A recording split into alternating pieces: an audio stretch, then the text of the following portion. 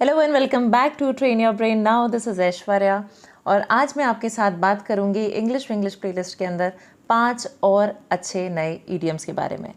आज के जो ईडियम्स हैं वो हम सक्सेस से रिलेट करके बात कर रहे हैं।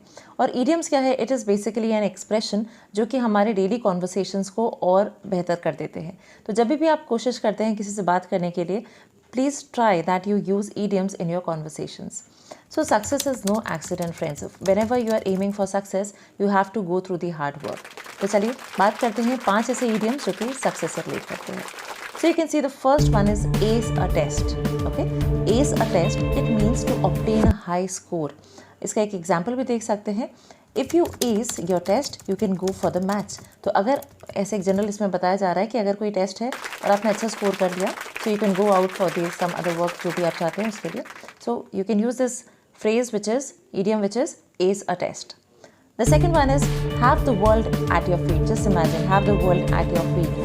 It means extremely successful and greatly admired. कोई ऐसा पर्सनालिटी हो सकता है जो बहुत ज़्यादा सक्सेस को रिबन कर रहा है and is greatly admired by people. बहुत लोग उसे पसंद कर रहे हैं. सेंटेंसेस का चेक करिए. The talented young singer has the world at his feet. तो हम ऐसे में बोल सकते हैं अगर कोई बहुत सक्सेसफुल है, बहुत जल्दी से सक्सेस मिल गई, बहुत मेहनत करके आए हैं, तो ऐसे में we can say that he has a world at his feet. Third one is riding high. Riding high, it means enjoying a period of success. बहुत लंबे टाइम तक आपको सक्सेसफुल आप बने रहे हैं तो उस चीज़ का जो खुशी है उसको एंजॉय करना is riding high. Now, how can we use it in a sentence? He's been riding high since the success of his last film. तो बहुत बार हम बोलते हैं वो मूवी बहुत अच्छी चल रही है, उस हीरो का काम बहुत अच्छा है, कितना अच्छा काम चल रहा है. So instead of just using general phrases या general sentences, we can use this idiom in our conversations. The next one, fourth one is sail through. Sail through means succeed without difficulty.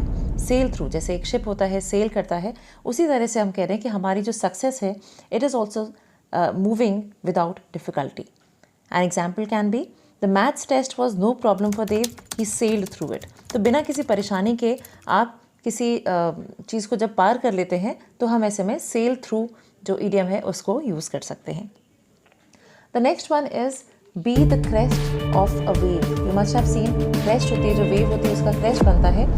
So we are saying कि जो crest हो जाए एक wave का, so that person basically is very successful. कोई बहुत ज़्यादा success को पकड़ रहा है, सक्सेस को अचीव कर पा रहा है. So we can use again this phrase और idiom which is be the crest of a wave. Now, how do we use it in an example or a sentence? Our products are very successful. We are on the crest of a wave right now.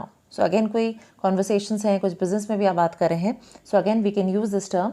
आप कह सकते हैं कि products हमारे बहुत successful चल रहे हैं and we are on the crest of a wave right now.